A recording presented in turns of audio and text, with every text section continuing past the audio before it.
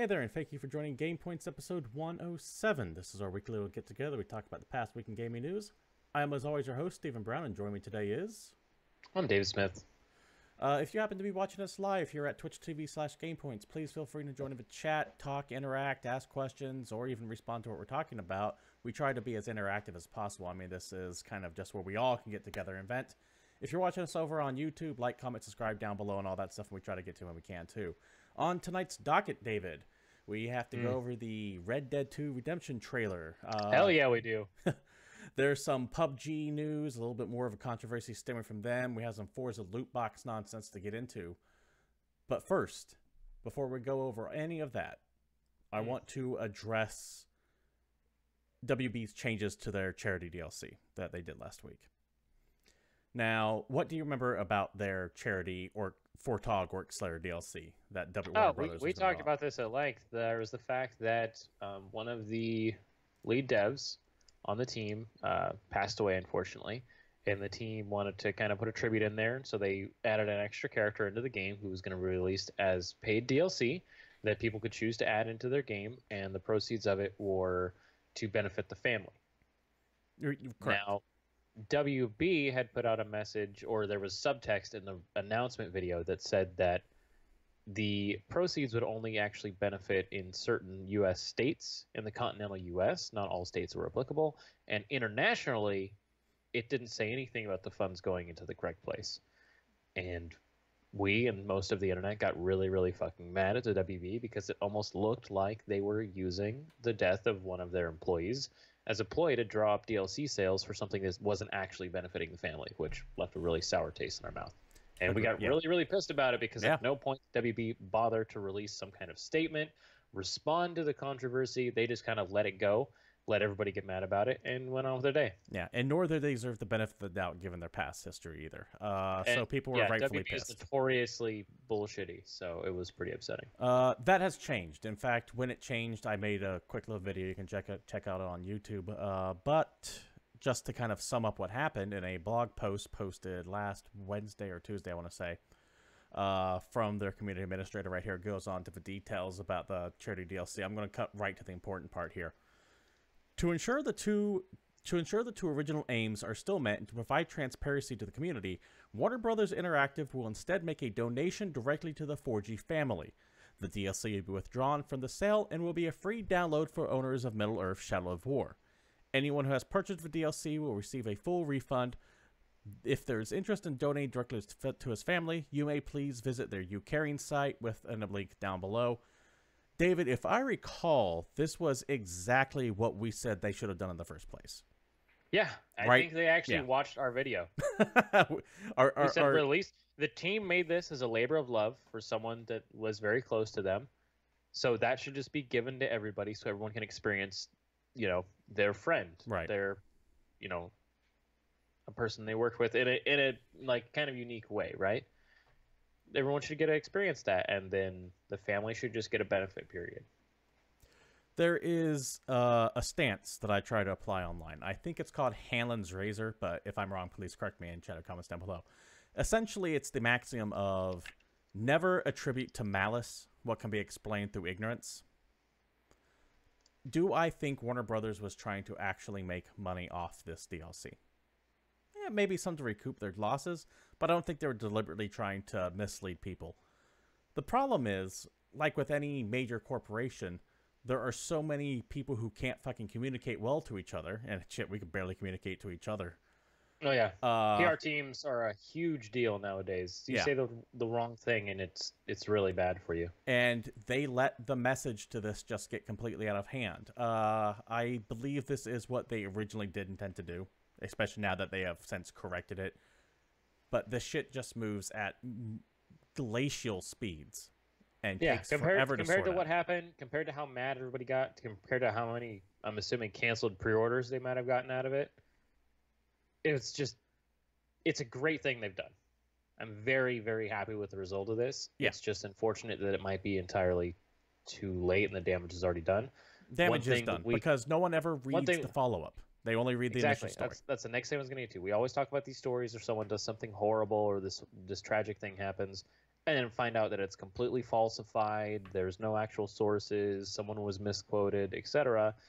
But that first story is going to get 2 million hits online, the second story 30,000. Right. So the true story never really gets out there, which is unfortunate because I like this.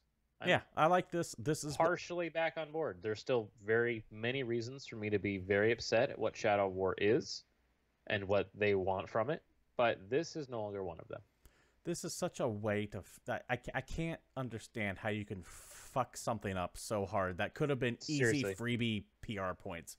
Like, this could have been great credit for them. The week before the game comes out. The game comes out next week, so it would have been like 2 weeks in advance.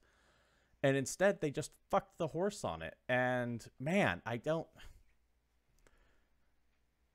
mean, it's easy to sit here and criticize it, right? It's easy to say, oh, they should have done this, blah, blah, blah, out the gate. But I think touching back on when we talked about this last time is the entire thing just seems so slapdash and put together at the last second. Not the DLC itself, but just with the way it's being rolled out, it sounded like this was all very much done at the last minute, and they're paying for that. Well, it seemed like the team threw them in last minute, which is fine. Then just when it got to the PR team or whatever manager got a hold of the idea, just went about it the complete wrong way. They're like, oh, cool, we'll just add a little DLC and we'll put proceeds to benefit the family. And then that got handed to a lawyer or someone who had to actually write the legal blurb for it, who had no idea what the intention of it was or what they were actually trying to accomplish, and just put normal PR speak on it. It's too many cooks, man. I get here. But yeah, good on Warner Brothers for doing the right thing. This is I'm actually more than pleased that they're doing exactly what I said they should be doing out the gate. This does not forgive all the other bullshit that's going on of Shadow of War, but at least... Plenty wrong with it.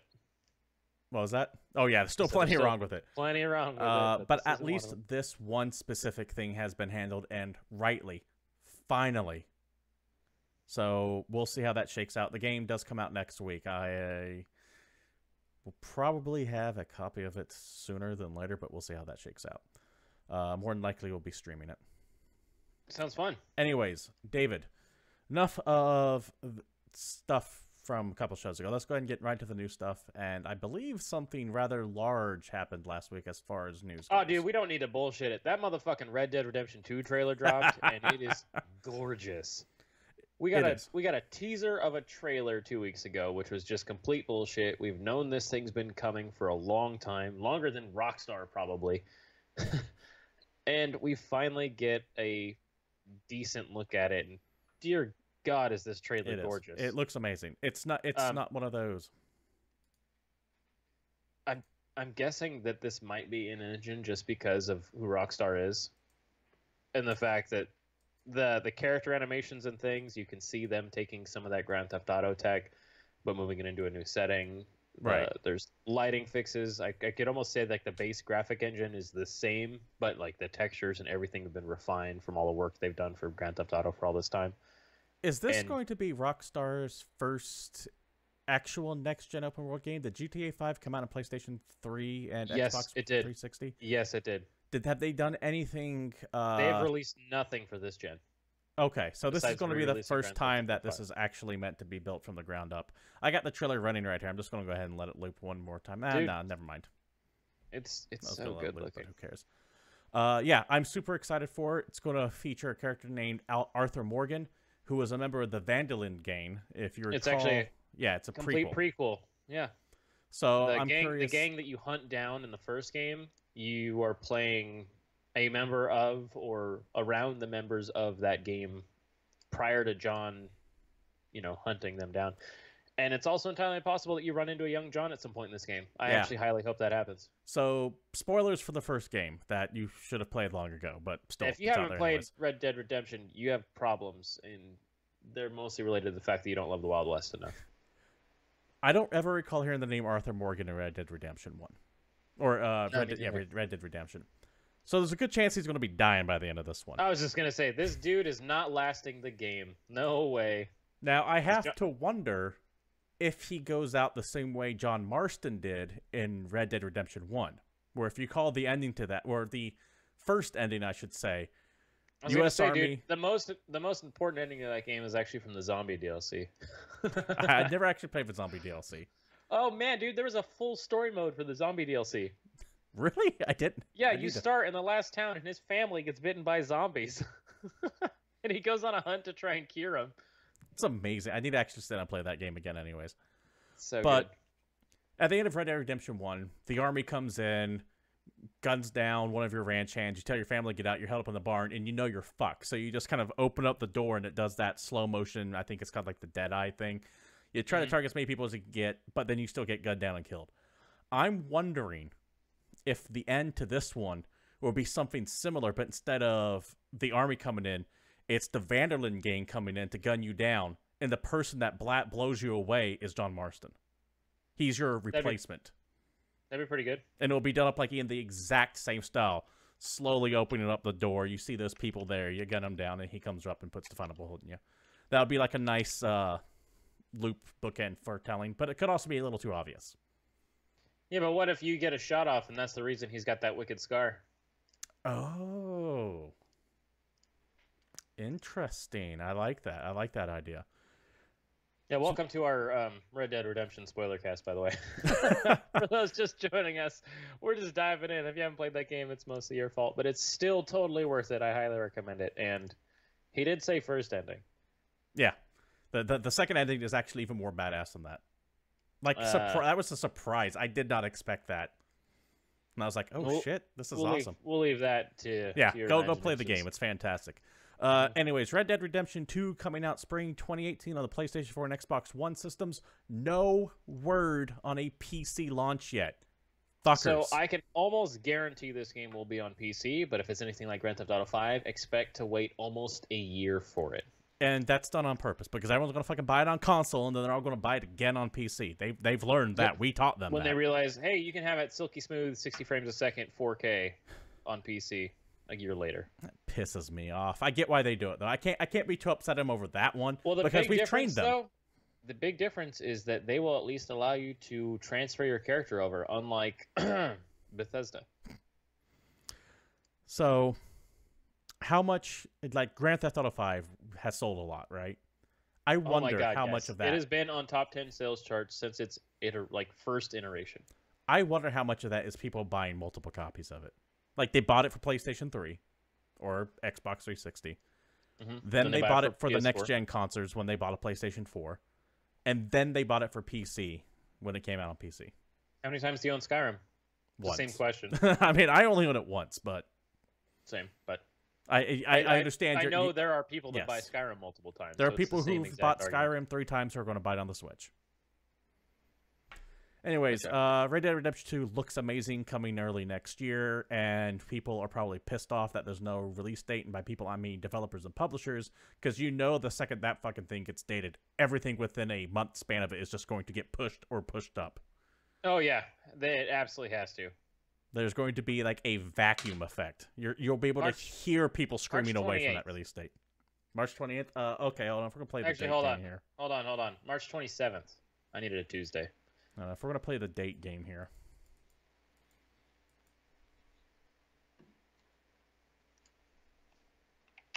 April 6th. That's a Friday. I think that game's coming out on Friday. April 6th. Are you writing these down so we remember? Oh, yeah, I got you. All right. Well, we'll talk about that. Although before we get into the next article, we can actually take a moment to discuss something that we were talking about last week, because there is one other piece of news that we can talk about, because the Super Nintendo Classic did come out last week. We did Apparently you can find it. Show.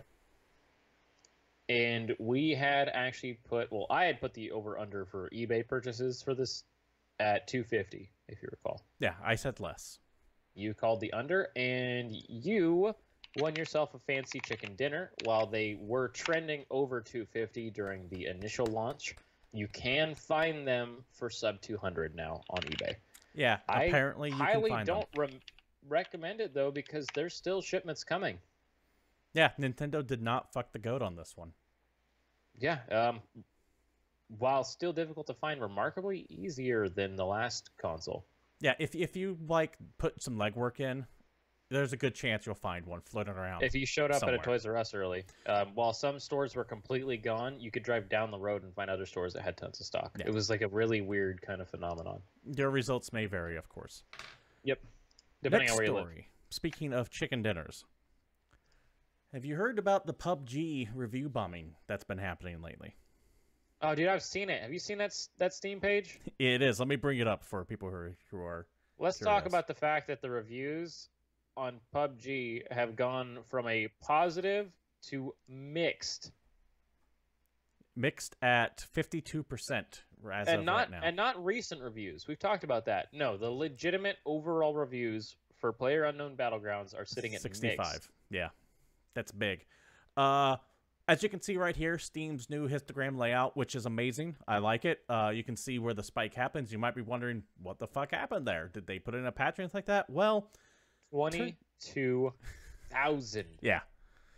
Turns out there are a lot of people who are playing this game in China, and they're all pissed off right now. Chinese players usually experience lag when playing PUBG because they have bad server support over in China, so they're kind of forced to go to North American and European servers. That in itself comes with a whole host of problems. So what they're really pissed off about is twofold. One, get your servers fixed. Two, they started to sell advertisements on the front page of PUBG over there for a VPN that is supposed to accelerate connections to international servers. So not only are they having issues that are forcing them to connect to other servers, but it looks like the optics of it are PUBG is also going, hey, if you have issues with playing on international servers, buy our shit rather than fixing their own. This in addition to the fact that a lot of people are just salty over the fact that a game that you have to pay for has advertisements in it. It's like the microtransaction conversation, right? If it's free to play, they kind of get a little bit more leeway for microtransactions, but once you're starting to pay money for that shit just to get in, people are far more strict about it. You have all that going on, and they had, long story short, a bunch of people in China have review bombed the fuck out of PlayerUnknown Battlegrounds. And they don't do it lightly. Like, when we review bomb stuff, it'll drag it down pretty hard, but just kind of right now, they've hit the lifelong reviews for this game down to mix. Yeah. Like, that's just impressive. What'd you say, 20,000 reviews over the past 2 days? 22,000 reviews over the last couple days. All negative. This is on top of the controversy that seemed to happen more on the U.S. side of things, where the developers at Bluehole were accused, or the developers of PlayerUnknown Battlegrounds were accused of taking the side of streamers over the actual players. Because remember, we were talking about, I want to say it was a month ago, one guy started calling out someone saying, hey, you're stream sniping, and the guy's like, I'm not stream sniping, but Bluehole banned him from playing PlayerUnknown Battlegrounds, saying, hey, we have evidence, but we're not going to tell you what that evidence is. We saw it on Twitch, so you're banned. Get banned. Yeah. That bad publicity right there. They keep seeming to run into these problems that shouldn't be problems. We can also talk about the fact that they think that they own the concept of Battle Royale. Yeah, I actually completely forgot about that. Yeah, we can talk about the fact that they're upset about Fortnite and the fact that Fortnite has a Battle Royale mode that's released, which is free and on consoles. Yeah, people fuck on the that. internet. And they think that since it is being made by Epic, who makes the Unreal Engine, which I understand that they're using the Unreal Engine, they're paying royalties to Epic, this game is biting them too much because they referenced PUBG when they were promoting the game. And that's out of line, and they are pursuing further action. If it's not one thing, it's another with PUBG lately, isn't it? Mm-hmm. It's just one bad news press release over another. I'm pretty sure we're going to find out that PlayerUnknown himself turned out like he hit like a dog driving his car yesterday or something. Who knows? Like something extra horror is going to happen. Anyways, this goes back to the review bomb discussion that we had recently and how ultimately I support it as long as you're not making shit up. This is something perfectly fine to be upset about. It's fucked up. Don't go saying, hey, they're full of, I can't even think of an example, but bullshit, essentially. You can call them out on them advertising about VPN servers in a game you've paid fucking money for. This isn't some free-to-play, rely solely on microtransactions bullshit. This is something that you had to pay. I believe it's $30 up front. So bitch them out. Review bomb the hell out of it. It's one of the few ways we have as consumers to express our displeasure of something with a developer. And honestly, if they didn't have the ability to review bomb, we wouldn't even be talking about this. That's true. So more also, power to you. we have reports of things getting fixed due to review bombs. So yeah. Just don't make shit up. People might not like it. Like, developers might think that it's bad, and oh man, they're making our game look bad. Well, don't do stupid shit like this. Yeah, just don't make shit up. Don't put 0.1 hours into a game and said, "Oh, it's fucking dumb," because don't lie. If you are going to go on and start review bombing a game, make sure it's actually true. You're writing things that are applicable to the game, not because, say, you, for example, hate one person involved with the development and you just say, fuck this game is trash, and you like bought it just to trash it, or you have like 20 minutes played and start going on about everything that's wrong with it. I don't think that's really fair, but just be honest. The truth speaks volumes enough on it, and when you lie, you just fucking discredit your own side. That's true. Anyways, next topic, David. It's probably something a little bit closer to your heart than mine. Oh, let's talk about racing games and the fact that, well, Forza 7, which is a very upcoming racing game. This is Microsoft's flagship racer. This isn't the Horizon series. This is a main title Forza game. And in an article via Ars Technica, it's got loot boxes. Prize crates. It's got loot boxes because you can't have a full price game anymore without putting fucking loot boxes in them. And that's how you know if the developer themselves think that this is a bad idea and the publishers think that this is a bad idea, because they won't come out and if they knew that loot boxes were desirable in games, they would fucking call them loot boxes. But instead they use all these marketing words to bury it. Yeah. What was it that I want to say it was Shadow of War. They called their shit something else recently too. I don't remember what it is, but prize drops or some fucking thing. Yeah, no, it's all the same bullshit. Yeah, so previous Forza games have let fans trade real money for virtual CR coins, which are also earned in the races. Those coins were spent to purchase new virtual cars for your garage. Should you no longer want a specific car, you can auction it off to other real players. They'll send you some of their own CR coins in exchange. Forza 7 adds a new option to spend your coins on loot boxes, which you've said they've renamed the prize crates. They come in a variety of names and CR costs. The low-ended spectrums, the basic crate costs 20,000 CR, which you can earn in about 2 races of Forza 7. On the high end, you can find elite crates for about 150,000 or up to 300,000 for the lucky car crates. In a quote from, I don't remember who, but from the Ars Technica, much like other in-game loot boxes, those in Forza 7 unlock random in-game cars and cosmetic items. But Forza 7 adds a peculiar and arguably non-essential twist to the loot box's random contents through a new item called a mod. This might sound like an item that will modify a car to enhance its performance, but it actually modifies the circumstances of your next race, and consequently the amount of CR you earn in that race. This is where I want to pause things real quick. That means something that fundamentally affects the way the game is played is in a random behind a random fucking drop loot box. Now, hey, I want to play at night. Well, you need a box for that. Now, the article does go on to say you can still change those modifiers, but in old games, and I never played them. Have you played the old Forzas? Apparently, you could add the modifiers and it would give you more CR, right? The modifiers can include things like driver assistance. So if you have your traction control at a high setting, you don't get any points. If you have your assisted braking at a high setting, you don't get extra points. If you have assisted turning, you don't get extra points. If you have the driving line on. But you can turn each one of those features off until you have less and less driver assists, and the game is more difficult in exchange. Winning races and doing well gets you a big CR boost, basically. It's a risk reward system. You can kind of see these in super giant games. I'm going to make this race a little bit harder. I know that I'm going into like a race in the rain and I turned off traction control, and I'll get like a really big bonus if I manage to do well with what's arguably more difficult to play.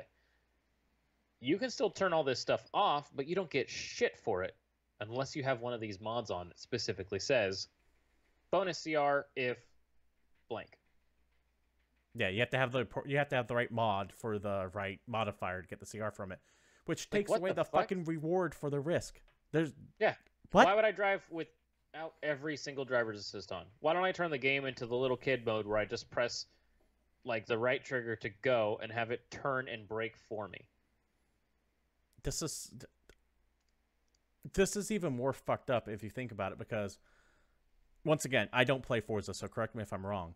But I believe the way progression in the previous Forza game works is you get a bunch of shitty cars, you get CR, you buy mid-tier cars, and you have to buy these lower-level cars to really get up to the high-tier ones, right? The game has all the cars put in tiers, so there's like 7 tiers. So Okay. think from like C rank up to S rank, like, and you work your way up the tiers basically. But you So can't there's just buy an S-rating car out the gate, right? You have to buy the shit below it. exactly. Yeah, you got to start with all the shitty cars until you get your score high enough that you get like this kind of new batch of cars, and you got to work your way up to get these new batch of cars, and you're getting different races and things you can do in the meantime.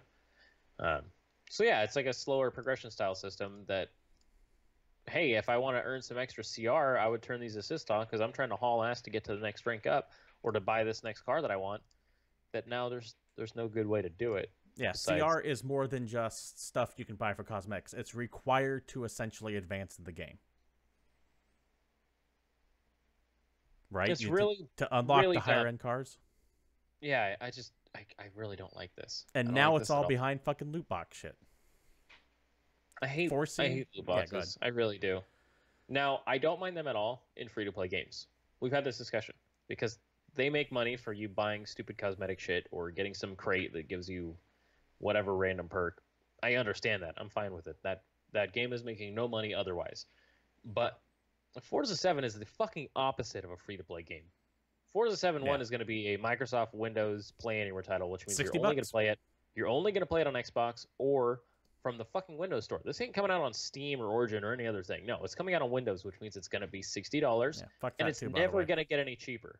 Forza Horizon 3 is still $60. The Premium Edition is still $90. The Crazy Edition is still $100, and that's the same way this game's going to release. Fuck with that three Microsoft Windows With Store, by three the way, price too. tiers getting very, very expensive.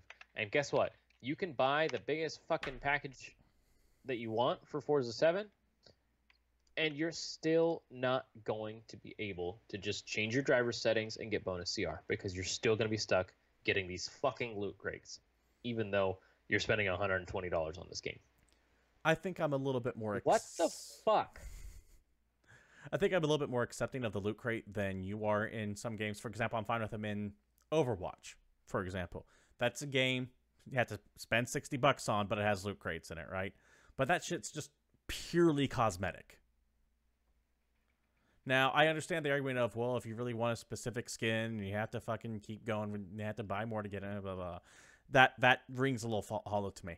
But shit like this, shit like NBA 2K17, shit like Shadow of Mordor, where there's a clear effect on the gameplay itself, is a bridge too far, and I think we've hit critical fucking mass with it. You're already starting to see it when they change the names around. The name Loot Crate, or Loot Box rather, is fucking toxic. So they changed the name around.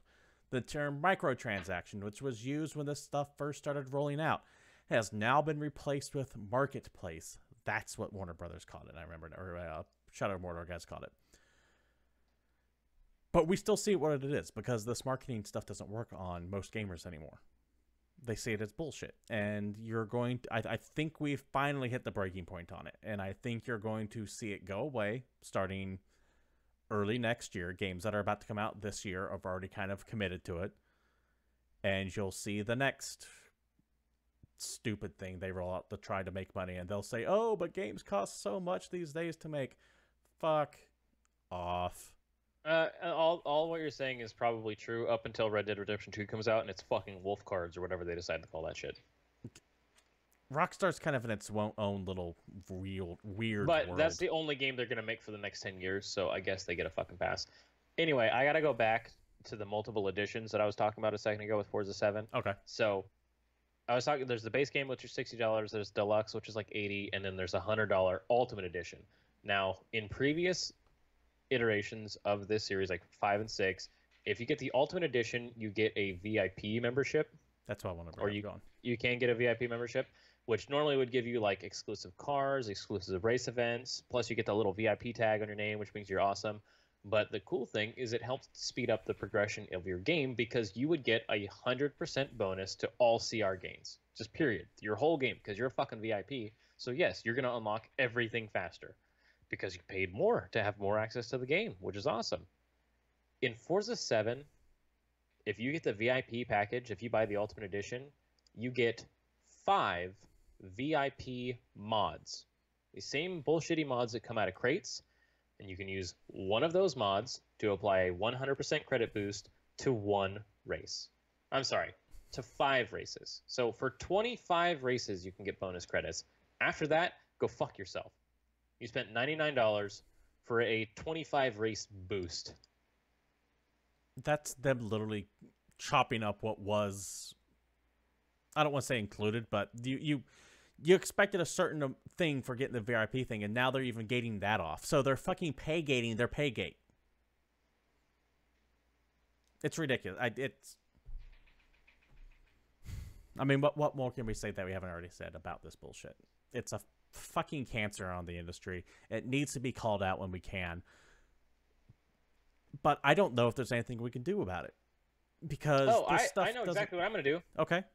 I'm going to say a big giant thank you to Microsoft and the Forza Motorsport 7 team for helping to make my decision. We talked about a couple weeks ago how I am a big racing game fan, and I've had the worst fucking time deciding which racing game I'm going to buy this season. And my decision has come to Project Cars 2. Congratulations, Go fuck yourself, Project Cars 2. Forza team.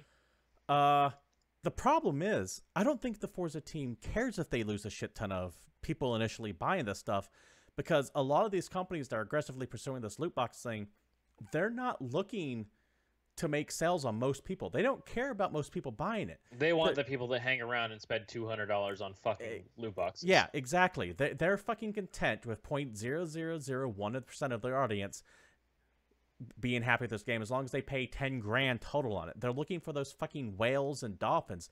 They're essentially in a race to the bottom to the Apple iPhone marketplace bullshit that you see all that trashware like Clash of Kings and all the fucking King games and Candy Crush and all that.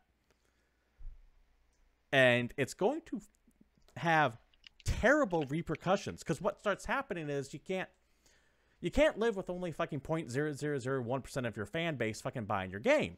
It doesn't work. You can't chase that, because most of those games aren't fucking successful. But they have some jackass stockholder who sits there who doesn't even know what video games are. He just knows Warner Brothers or Microsoft to make money. And he goes, hey, my kid plays Candy Crush Saga, and it made insert X amount of money here. Make that. How do we get that? Well, you fucking don't. You're not a goddamn mobile game. And I think this is going to bite them in the ass. And I'm not going to go all full disaster and say this is going to cause a video game crash or anything like that. But you're going to see some franchises die because of this shit.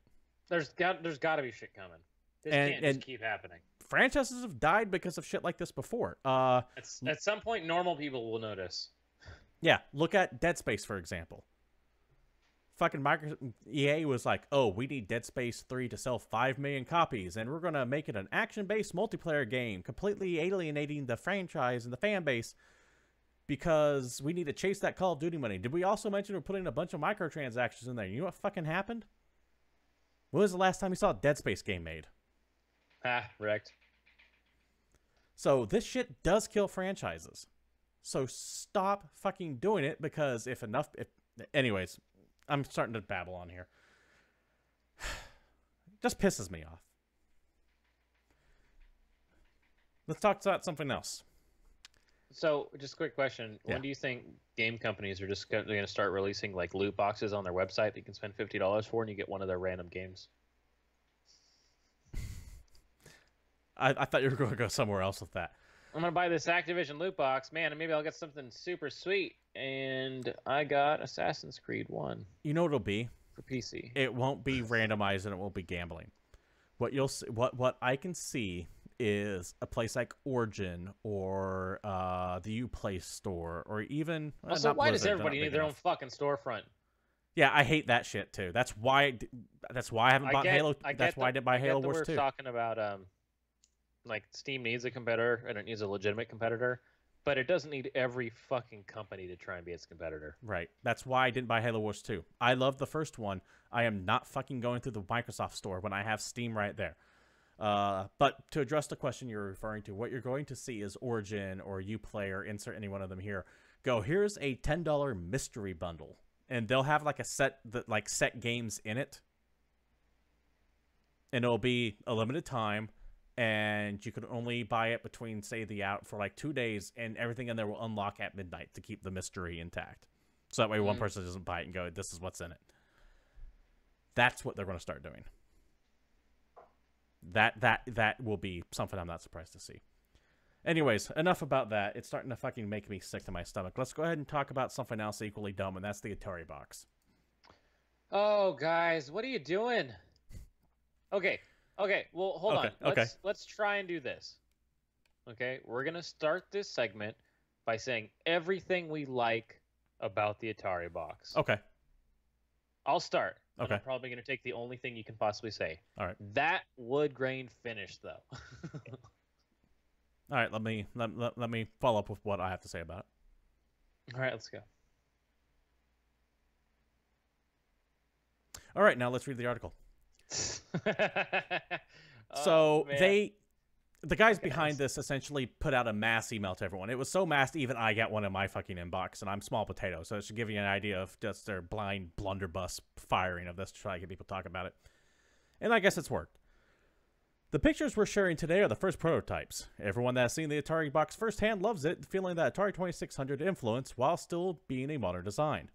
The Ataribox will be powered by an AMD customized processor with Radeon graphics technology. Note, they don't say how powerful either one of those two are. Just name brands thrown in. But it's PC technology, Steven. PC.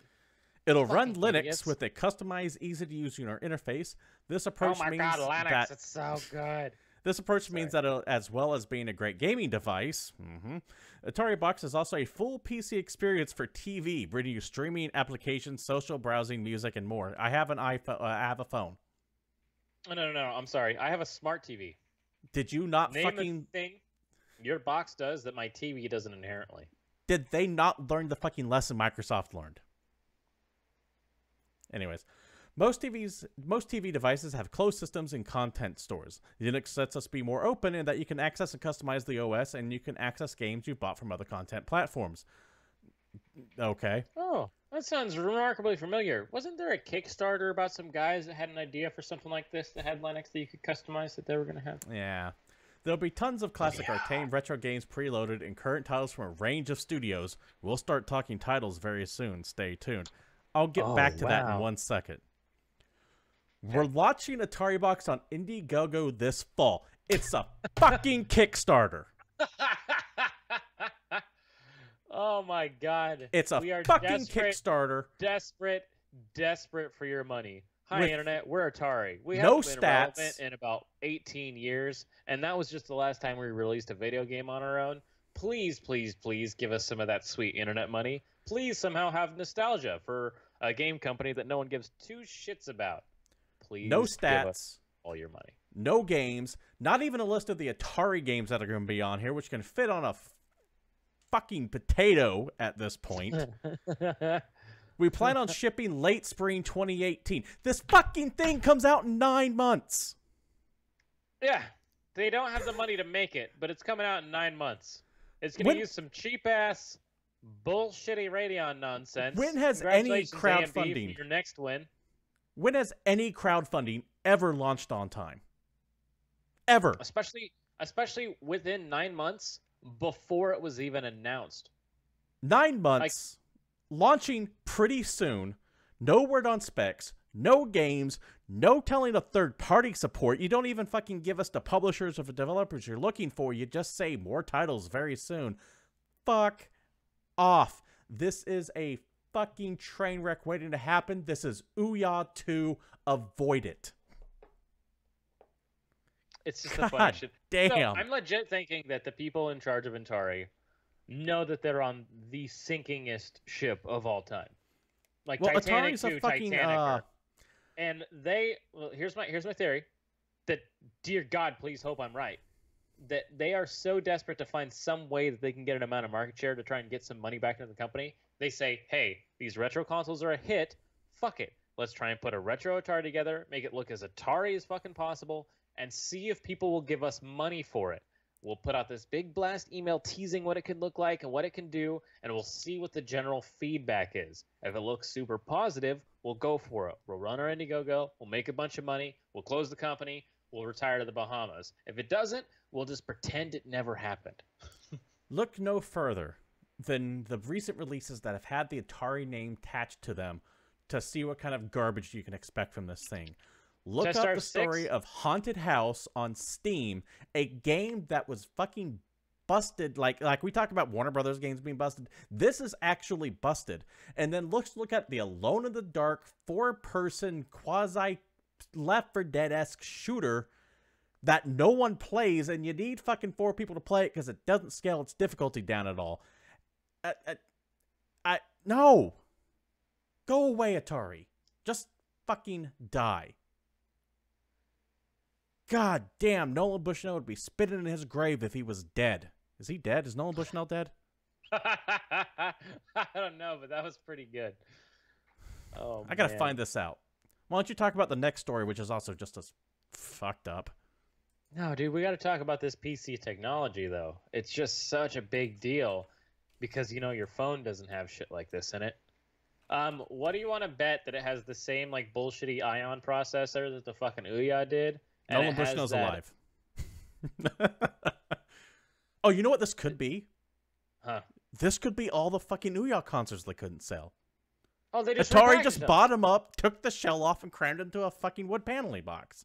Oh, gotcha. And then they're just gonna say, "Here's a bunch of fucking Atari games. Who's gonna give us $300 for this?" $300. You can buy a fucking Switch for that. That's a Switch. Kiss my ass. I can't. Ridiculous. I can't even think. How much did the Ouya cost? Because this is promising everything the fucking Ouya did. $99 or some shit, or $199. Look that up. But they're fucking unless they're saying that this could also fucking run Skyrim somehow. God damn, dude. $300 for shit that I could put on like my fucking chip in my debit card is going to have fucking more memory than has enough memory to run Atari games. Can't you get one of those Amazon like Fire tablets? Like the $60 for a Fire Stick. If you want TV. Yeah, well, that's like the TV box. I'm talking about one of the tablets you can get for like $99. And okay, so buy an Ouya at starting price for $100. Then buy an Amazon Fire tablet for like shit, I don't know, another 100. That's still $100 less than what Atari is asking for here. By the way, you can buy Ouyas online right now for like, oh my god, so cheap. $20. I still wouldn't. Why? Yeah, right. What are you gonna do with it? I have a cell phone. It launched at $99. It plays Android games. Well, I'm sorry. It doesn't even play current Android games. It plays Android games that came out 4 fucking years ago. Yeah, it's not compatible with. I don't think it's compatible with Android 5.0 or whatever the new one is. Like they stopped support for it. Oh, Atari. David, let's talk about some more bad news in the industry. Let's get off of this. Man, let's talk about something that's gonna bum me out. I'm not happy about it either. In a story via Kotaku, who we occasionally have to source because as much as you can hate them, they break some motherfucking news, and some of them are right a lot of the times. Some of them are way wicked wrong, though. But regardless. Volition, the company behind the recent Agents of Mayhem game, and more famously, my favorite people that made the Saints Row franchise, got smacked with layoffs this week. They actually laid off over 30 people, including the general manager, Dan Carmack. 3 separate sources told Kotaku. Dan Carmack. Carmack, sorry. Carmack is like John Carmack's Carmack. A very, very different guy. Yeah. Yes. The studio previously had around 200 employees. Sources say that Deep Silver, the publisher and parent company of Volition, was unhappy with Agents of Mayhem's sales, which didn't do very good, but I think a lot of people were expecting that game to be something it wasn't. It was really it's like what little marketing of it there was really fucking off-brand. Yeah, and it also released as not a multiplayer shooter set in the Saints Row alternate universe. Almost all the way up to this game's release, I could have sworn it was like a multiplayer co-op shooter. That's what I thought it was, dude. I was stoked for this. I thought it was like a sillier Volition-sponsored version of Crackdown 2. Yeah. And but instead yeah, it's like this weird single-player switching character nonsense. But yeah, there was no official comment on why this happened. Sales are likely. The fact that the GM got fired is pretty telling. Yeah, normally a lot of studios will have a wind down period when a game ends, and they'll let go like 5-10% because you just don't need those people anymore until you start gearing all the up people for your you next hired one. for like crunch time and everything. When the GM gets fired or laid off, sorry, you know something fucked up somewhere. The author of this article right here, by the way, is Jason Schreier. I really like his work, and you should take a look at his book, Blood, Sweat, and Pixels. David highly recommends it if you get a chance to pick it up. That's true. I'll actually say that I recommend it, so he's not just bullshitting. But it's quite good. Good job, Jason. Anyways, sucks. Volition, I have always been a fan of their games. They did Descent 1 and 2 on PC. These were space combat sims and some of the two best ones, in my opinion, of all time. Summoner 1, shit, I liked Summoner 1. I think that game gets a bad rap. Red Faction Guerrilla, fucking amazing. One of the best open world games I've ever played. And let's not forget Saints Row. A game that on Saints Row 2 realized we need to stop trying to chase GTA and let's try to do something humorous. Paid off for and him, made an amazing franchise. and gave us Saints Row 3, which is possibly one of the greatest open world games of all time. Yes, I will fully admit it is. Saints Row 3 is one of, if not the only game that I legit have a 100% completion of.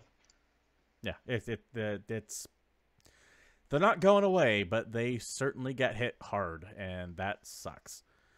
Make Descent 3. I know that the Space Gym Suiter's dead. Chris Roberts is really the only guy that's trying to push it. And I guess we have Elite Dangerous, but tell me, finish that story with the Shivans, baby. Anyways. Just remaster the first two games. I'll do it. Remake them. Oh my god. Remake Saints Row Run and then completely remaster 2. So that you can see where it started, make that game clean, bring it up to like how Saints Row 4 plays, and then redo Saints Row 2 so that it looks really damn. There's a problem with that. When you look back at like older open world games, it really is based around the tech at the time. So for example, you could probably fit the entirety of the map to Saints Row 1 in one island on Saints Row 2. So a lot of us look back on those games with rose-colored glasses, not realizing how much things have progressed. It can just be one package. I don't need these to be like separate releases that cost $60. Okay, I think they did that for the next-gen consoles.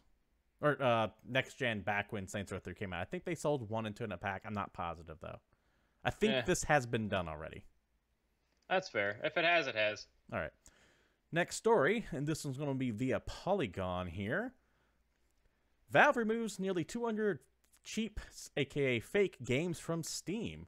Long story short, there was this developer called Silicon Echo Studios here, and a bunch of Steam users, including my boy Sid Alpha, he's the one that was kind of collecting the information on this. And in fact, if you go look down on this, they even linked to his video down there, so good on you, Polygon, has been kind of picking out these developers who produce shovelware. And Steam has started to crack down on them. One developer in particular, Silicon Echo Studios, had 173 games removed, with titles such as Clicky, Grim Banana, and Shapes.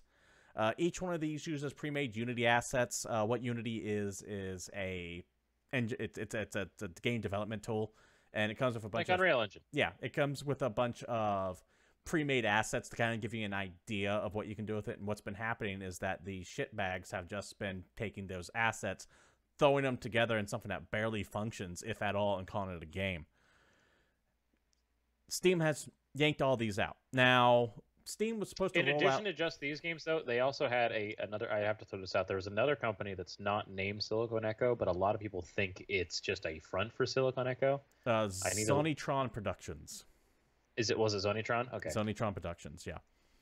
All right. Now, Steam has kind of been trying to fight this wave of garbage asset flippers the past few months. And they rolled out the Steam Direct program, which has a $100 per game minimum.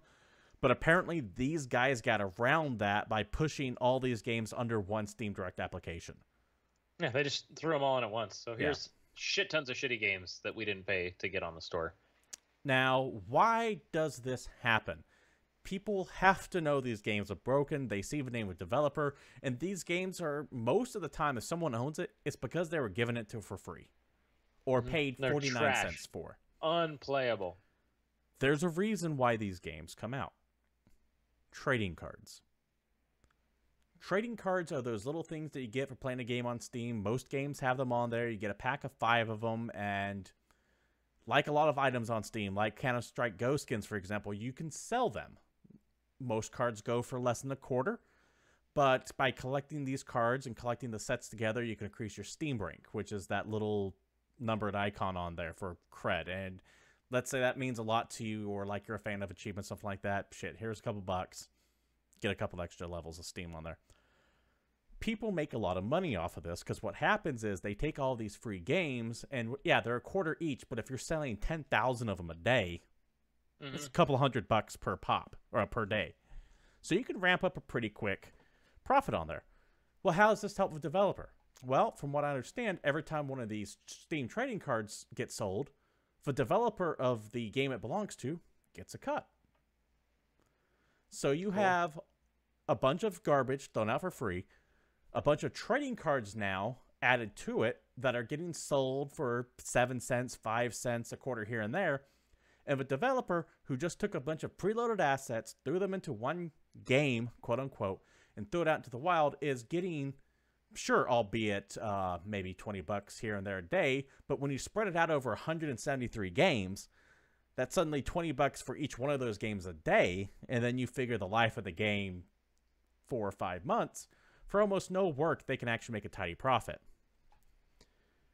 One of the ways, and I think the main way Steam can kill this business, is by removing the trading card for real-world money aspect of the trading card. You can keep the trading cards in there, but you can make it to where they're tradable only for either store credit or like value. The problem is, not only do the developers get a cut of every card sold from where I'm at, from what I've been told, Steam also gets a cut. So much like the Counter-Strike Go skin gambling problem that Steam is very aware of exists and targets kids, they could fix this problem overnight. They refuse to because they get a cut of every transaction. They are doing the bare minimum to keep people from asset flipping on there because it garbages up their store and makes other games hard to find. But they could very easily kill every single one of these asset flippers by just changing how trading cards work. Or at the very least have some kind of appeals process or review process going, yes, this game can have trading cards in it. Yeah.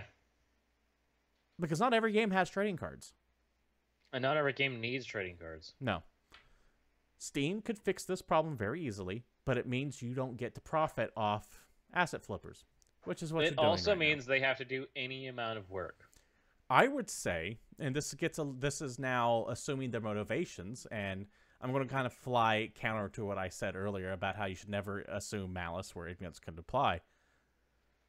But I would not be surprised if it turns out that the reason why Silicon Echo Studios and Zoetron Games were pulled from the store isn't because of the asset flipping or the low quality games that don't work. It's because they cheated the system to get 173 games on Steam Direct without paying $100 for each one. Steam didn't get its cut. Steam didn't get its money. So fuck them. But if you play by the rules, I get the feeling Steam is more than happy to let this go on. I could be completely conspiratorial here. I'm just kind of spitballing my ideas on it. But I wouldn't be surprised if that was the case. Because this is a problem that can be easily remedied. And they have yet to do it. All right. This has been fun and depressing for a bit too long now, I think. Before we jump, what do you think? Do you think I'm kind of on the ball here? Do you think I'm just nuts? Oh no, it can easily be fixed. If, like I said, Steam just needs to actually take a look at it and do something about it. I mean, they threw out just a simple piece of analytics to help fight the Steam review bonding, which already is pretty great. I like it. Yeah, that's I'm fine. willing I like to what they bet did there's there. something equally as simple for them to do to deal with this issue. Let us know what you think But down in the comments below or in the look chat. at it this way: before this happened, who really knew this was an issue? Now we knew about like these fake games and the fact that there was a bunch of these like really crappy games on Steam. Steam Greenlight was trash. The new version of Stream Direct isn't really any better. Noble But ideas. Who was really paying attention to the fact that there's like one or two companies that release hundreds of really, really shit games that are making profit off of cards? A few like, YouTubers. Really? Like Jim yeah, Sterling, I mean, Sid Alpha. but this has been going on the whole time. Yeah. There's no way this is just like a new occurrence. So it's just kind of an interesting thing to keep an eye on. David, why don't you go ahead and bring us home with the last news story of the week? Well, the last thing I want to talk about, the fact is the PSVR is getting a new version of its headset. We had speculated on this, and it's actually one of the things I had called for my E3 predictions this year, and you said it was way too soon, and you were right. But it still happened within this year. No. Okay. That's fair. Predictions are predictions, and I was wrong. In a story about Upload VR, let's just cut all the way to the source. The Japanese publication Famitsu, which is pretty huge over there as far as like gaming and geek news, they've revealed a new version of the PS4-based VR headset that has some minor but appreciated updates. For starters, the kit's processor unit now allows for high dynamic range pass-through. So the PS4 had a HDR update last year, but if you had the VR plugged in, it wouldn't work properly, and you had to unplug it to get the benefits. So now it looks like you can still get HDR with your PSVR plugged in. Don't think the actual VR headset itself has HDR. It does not. But you can still use your HDR features of your PS4 with the VR headset plugged in. You don't have to unplug it to plug it. Yeah, bullshits. The headset, I think, is a little bit lighter. They've changed the shape of it very minorly. The headset stereo headphone jack has been relocated. The cables have been replaced with new, slimmer alternatives. I believe it also has some pack-in different style earphones that connect to it as well. And so, yeah, they've cleaned up the wiring. It's got different connectors, and this is pretty much all we really know about it. It's all quality of other life big thing changes. Now, the big thing is that while the processor kit has been updated, it does use a different cable than the original version. And the biggest thing that I know people are already pissed about, if you already own a PSVR, you cannot buy the processor kit separately. And even if you could find it, it is not compatible with your VR. It uses a different connecting cable. And as of this time, there's no kind of adapter or any kind of thing you can do to use it. So if you have the old version, you're fucked. That's what good news you get for being an early adopter. The good news is this is all mainly quality of life changes. It's not going to affect the VR experience itself.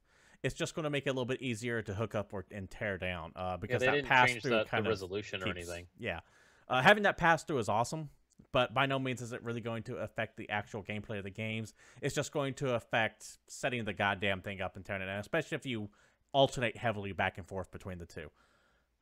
It would have been nice to see it all kind of backwards compatible, but as far as things go, this is not as bad as it could be. Yeah, there you go. But yeah, so interesting bit. Slightly new headset. It's still going to be $399. They did recently have that price break for the PSVR, so it's still cheaper than every other VR headset. I'm glad Sony's still supporting this guy. I was really worried there for a second that they might pull a Vita and just kind of stop official support. I'm really, really hopeful that they just keep putting attention in the VR.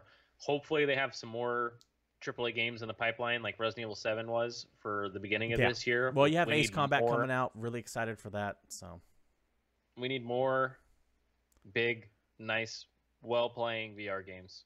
And Sony, I think, is in the best spot to do it because they have such a big install base with the PS4.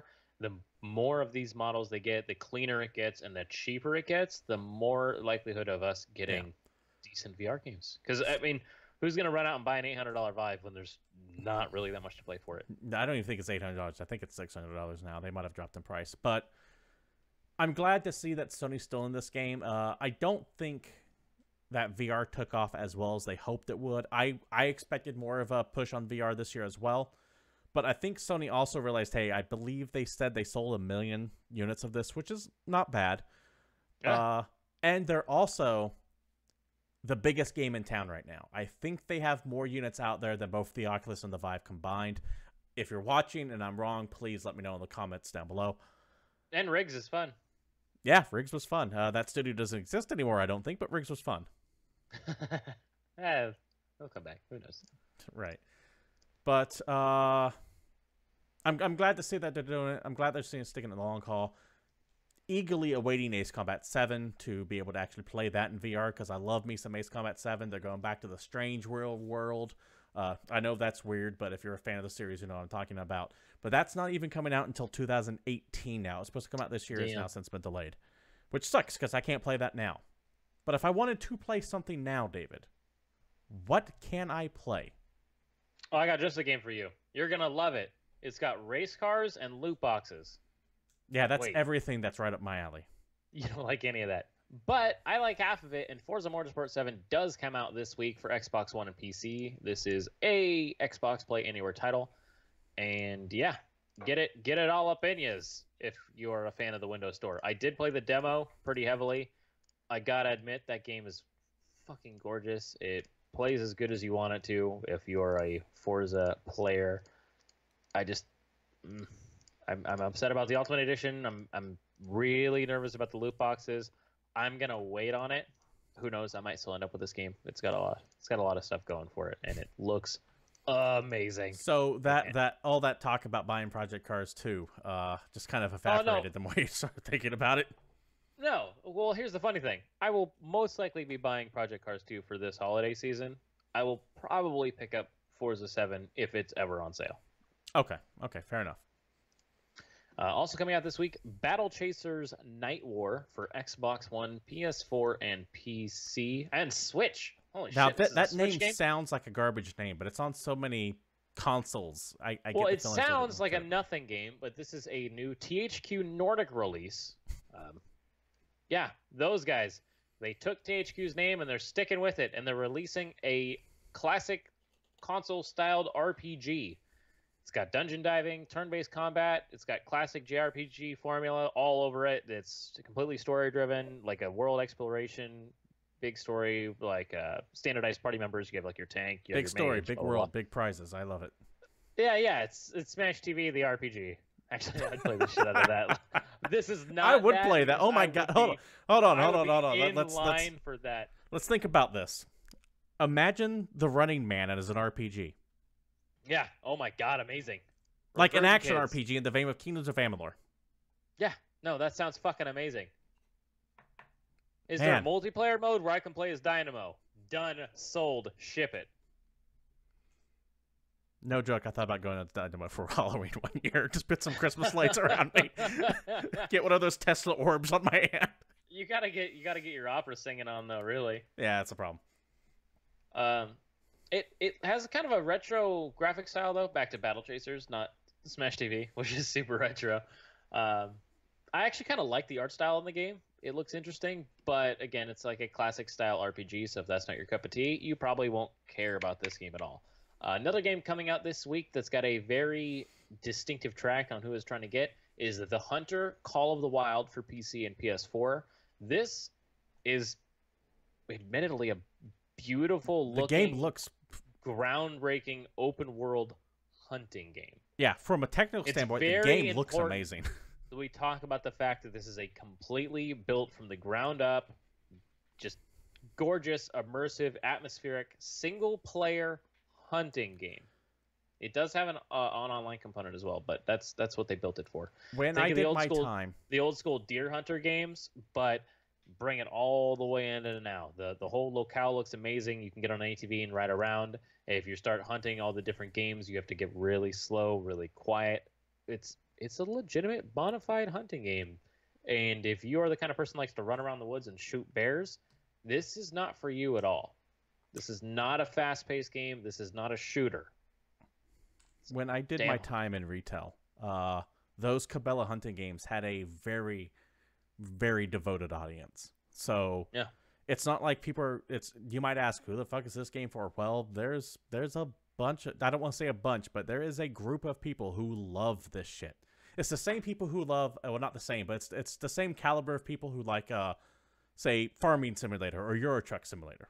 Yeah, or fishing games or whatever else. Yeah, there is a market for this. This game looks so damn good, and the sound design, from what I can tell, sounds amazing. That I could see just like sitting down and playing this with a beer and just like relaxing. When you don't want to play anything stressful, you don't want like combat, you don't want any frantic nonsense or anything like that. Just a, yeah, like you said, like a farming simulator game. Just hop on, relax, get a little drunk, stream a little bit, shoot some deer. You do you, internet. You do you.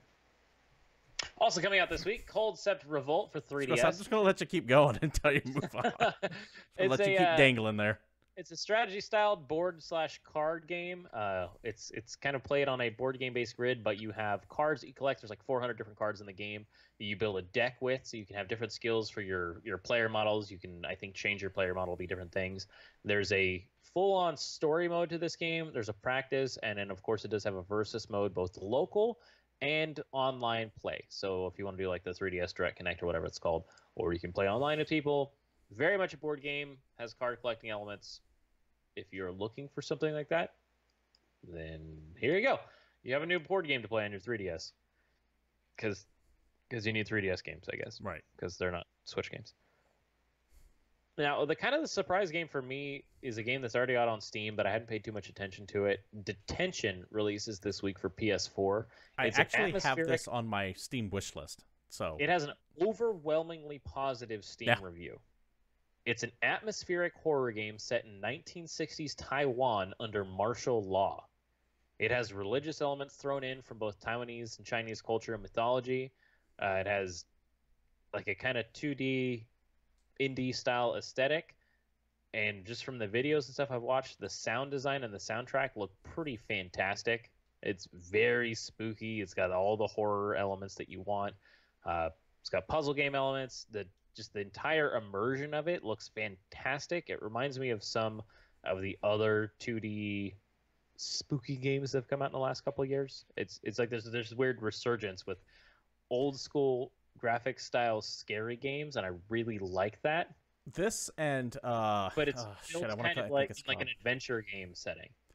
But this and I think it's called White Day Curse of the Lambeth or something like that. There is this resurgence of horror on Steam specifically, and I fucking love to see it. I need to play both of these. Darkwood is amazing. Like I said, it's a lot of indie style games. Yeah, you know? Like classic 2D gameplay, but just fucking scary, or just at least spooky. Yeah, I mean, take a look at you have the guys that did Layers of Fear and Observer. Both of those are really, really spooky kind of atmospheric games. Shit, you can even think of something that runs on vector graphics, essentially, called Duskers, which is you're on a ship and you're docking with abandoned ships and sending in probes, and it's fucking terrifying because you have to type in all the commands like it's a DOS box. So shit will start attacking your probes, and you get like a notification. It's like probe A1 under attack. So you're like, oh shit, pull back that probe. But before you even finish typing, it starts saying probe A2 under attack because probe A1's gotten beat. So at that point, now you have to decide if you're going to run or cut bait, because that thing's coming for your airlock. Mm-hmm. And so you're fucking frantically typing shit in as this monster's getting closer and closer to your ship. Do you abandon your probes, which if you do that, you die because you starve to death because you can't actually board these ships yourself? So I'm liking this resurgence of horror on Steam specifically, and I'm glad to see the consoles getting some of these. Anyways, Detention, overwhelmingly positive. I have to take a look at it. Yeah, and I can play it on PS4. Another game you can play on PS4 or Xbox One this week, a game that's come out several times, PS3, 360, recently on Steam, Dragon's Dogma Dark Arisen. This game is a open world RPG. The laziest way I can describe it, while not 100% accurate, would be a Monster Hunter meets Skyrim style game. Just the way the combat works, the way the open world exploration works. It's like a big kind of fantasy RPG, dragons, monsters, all this kind of stuff, but you get kind of cool armor, you kill things in a more action-oriented third-person style. You build a little party, you have fun. Single-player RPG. So don't expect to play with all your friends, but it looks better every time it releases, and it's only $30. So It's another one of those games that has a weird cult following to it. Though it on does this have a one, I really don't big get. cult following, and mostly because it's really damn good. See, I know almost nothing about it. I need to probably look at it one day. I actually would recommend just picking it up and taking a look at it. I mean, it's $30. Wait for a Steam sale, get it for 12. Was it this Totally. franchise on PSP at one time, or Vita, or am I thinking of something else? It's possible. I know it was like a PS3 game. So Why don't you go over the next game, and I'll look this up real quick. another classic game that's getting re-released, although even more classic, Raiden 5 Director's Cut for PS4 and PC. So this is the old school arcade Raiden game, one of the classic shoot 'em up experiences. Hit the stage 25 years ago. Really easy to pick up and start playing. You'll die like crazy, super hard to master.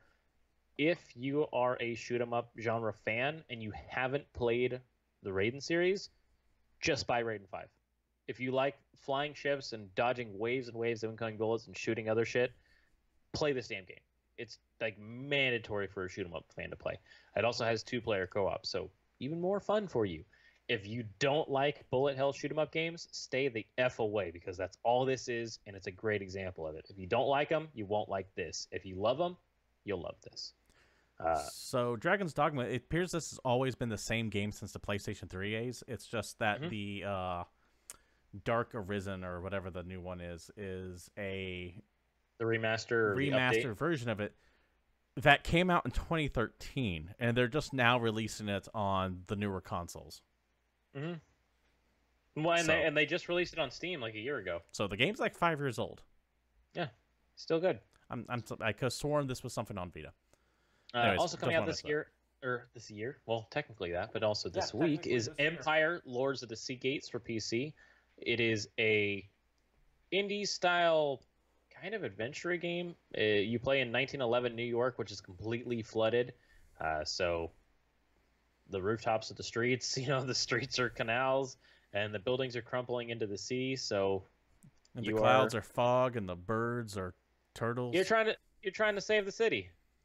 It looks interesting. It's kind of a smaller indie game, and it's only on PC. So if you're not a PC player, don't look at it. But if you're interested, Empire spelled with a Y instead of an I, out on Steam. I don't like that. It's got a dumb name. We have Lady Layton, the Millionaire Eridon's Conspiracy. I don't know how the fuck you say it. For 3DS. More 3DS games. It is a puzzle video game developed by Level 5 for the 3DS. It's also on iOS and Android. It came out actually a while ago for those. It's the 7th main entry in the Professor Layton series, and actually follows a new protagonist, which is Catriel Layton, who searches for her missing father. Came out on smartphones in like July, but there's a new Layton game for the 3DS. If you need more 3DS games, Mario & Luigi Superstar Saga plus Bowser's Minions releases this week. It's interesting because it's a Mario and Luigi style puzzle game where they actually have different skill sets. They have like their brothers' moves that they use to solve the different puzzles, and you have to dodge enemy attacks. You have counter attacks, all kinds of other stuff.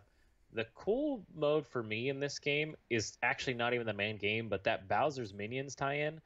There's a new mode in the game called Minion Quest: The Search for Bowser, and you play as a character called Captain Goomba. It's like a mob name.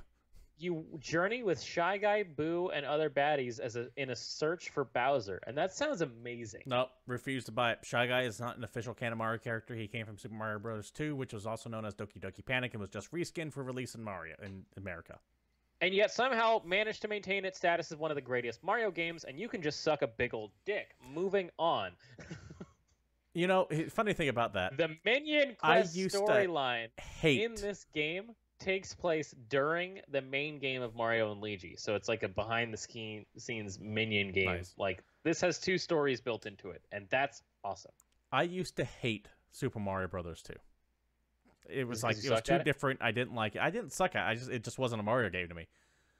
But somewhere in the early 90s, like about 5 or 6 years after it released, maybe even 10 at that point, I started to appreciate that game more. And I think I started to appreciate that game more when I found out it wasn't a Mario game. And I was like, oh, this makes sense now. I get it. I like it. Just a random aside. That's fair. I still think Super Mario 2 is amazing. Mario 3 is better. Mario 3 is a damn good game. I still like it, though. I think it's fun. Yeah, not saying it's bad. Also hitting this week for PC, PS4, and Xbox One, Batman, The Enemy Just not a Within, Mario game. Season 2, Episode 2. I had trouble with this because I thought it was just Episode 2, and that came out a long fucking time ago. This is the next Telltale Batman game. It is more Telltale and more Batman. Now, this game actually has a lot more Bruce and a lot less Caped Crusader. I like that. I do like that they focus more on him. And Bruce actually has to kind of infiltrate this gang to find out what's going on. So it's less punching bad guys and more Bruce doing some questionable activities, including, masking up and hopping in a truck with bad guys and walking menacingly at police with assault rifle in hand. It looks pretty interesting. It's Telltale's version of No Russian. Yeah. But from what I understand, it has 3 or 4 new villains added into the game. And the pack is actually headed up by a Miss Harley Quinn. And the cool thing, from what I understand, is this is a Harley Quinn with no Joker, because the Joker doesn't exist yet. Yeah. In what looks to be like a super awesome twist, from what I can understand, this game is going to have the Joker character be created by Harley Quinn. That would not be surprising awesome. Because Telltale has kind of taken the Batman universe and done their own thing with it. They've completely fucked with character motivations, and I like it. I played a couple episodes of the first season, but I need to actually finish it up. I really like what they've done with this. Of Harley. I like her as like a terrifying kind of pseudo mob boss, running her own gang, and helping create the Joker. That sounds really damn cool. So that's coming out if you're looking at it. And I think that wraps things up. I think that's about everything. Anyways, this has been GamePoints episode 107. Thank you for joining us this week. As always, we do stream live here at Twitch TV/GamePoints every Monday at 8 p.m. Pacific Standard Time. But if you can't happen to watch us live, you can always go to our YouTube page. Just type in GamePoints, one word. We pop right up there. Regardless of where you're viewing us at, please feel free to join the conversation. Comment live, comment down below if you're watching on YouTube. Follow, like, subscribe, unsubscribe, dislike, leave any kind of feedback you want, quite honestly. Like complaining about my lack of hair. Yeah, complaining about your lack of hair. We appreciate that, by the way. I did share that with them. You know who you are. But yeah, we do hope to see you here next Monday.